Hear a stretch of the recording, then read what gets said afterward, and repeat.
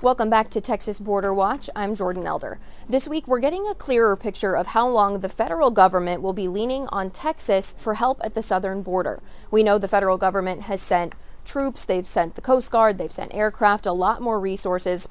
But Texas forces are still working alongside them, extra forces in some cases. We know Texas National Guard members were authorized this week to make immigration arrests alongside Border Patrol. They've sent special border units from Texas, and by all accounts, the federal agencies and the state agencies are working side by side. Texas Border Czar Mike Banks is now the chief of Customs and Border Protection. So he actually weighed in this week on just how long this collaboration will last and how long the feds will be leaning on Texas. As long as we need them. And so while we're seeing the numbers go down, the numbers are going down because the amount of resources we're putting on the border. So if we were just to turn around and immediately start removing those, it would be counterproductive. So what we're doing is, as we're rebuilding our forces inside the United States Border Patrol, we're utilizing the Texas National Guard and the Department of Defense as a stopgap. And so what we can't do is say, okay, we've got it under control, and then pull those resources out.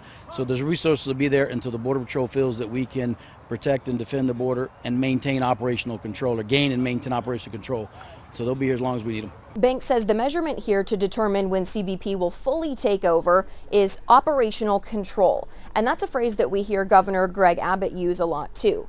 Banks says he defines operational control as everyone crossing illegally is apprehended, or there's no one crossing illegally. Now, one reason that Banks says CBP is still leaning on Texas is because they're still trying to build their numbers back up. He says right now they have about 19,000 agents, but he says Congress has mandated 22,000. So how did we get this gap? Well, Banks told reporters that it was a morale thing, that a lot of agents left under the Biden administration. They took their retirement early or they left altogether. He says they are seeing a lot of applications now, though. They're also looking at the hiring process and recruitment to make sure they can get people in efficiently. He also reiterated crossings are still very low. This is something we've been seeing for a couple months now. They've been kind of dwindling, and this week was no exception. Banks credits the federal government and Texas for that, but he also acknowledges that Mexico has sent their troops to their border as well, and same with Canada. He also was talking about the importance of remembering both borders. We have to watch that border with Canada as well. We also got a closer look this week at what Texas forces are doing at the border now that those crossing numbers have slowed down. I showed you some of these last week, but I pulled a couple more to show you. Texas DPS reports 230 crossings on February 16th.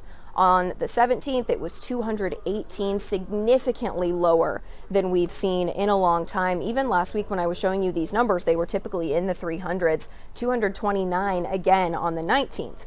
Here's DPS Director Freeman Martin talking about the new risks that the department is facing now that fewer people are crossing.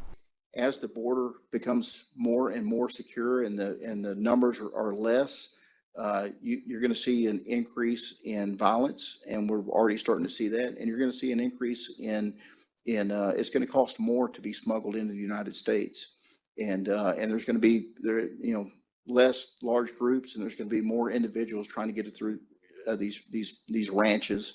And so Operation Drawbridge, our aircraft, our Marine unit, and our brush teams are probably more important now than they were a few months ago. The federal government is making a big push to cut unnecessary spending and get rid of waste. But what's that going to mean for the border? The Congressional Hispanic Conference asked that question this week in a letter to Speaker Mike Johnson and other members of Congress. Tony Gonzalez represents Texas's 23rd district, which covers a lot of the border, and he's actually the one that penned this letter. He is the chair of the Congressional Hispanic Conference. In this letter, he says the conference supports the government's efforts to get rid of waste, but slashing some programs could be devastating. And he looked at the border specifically.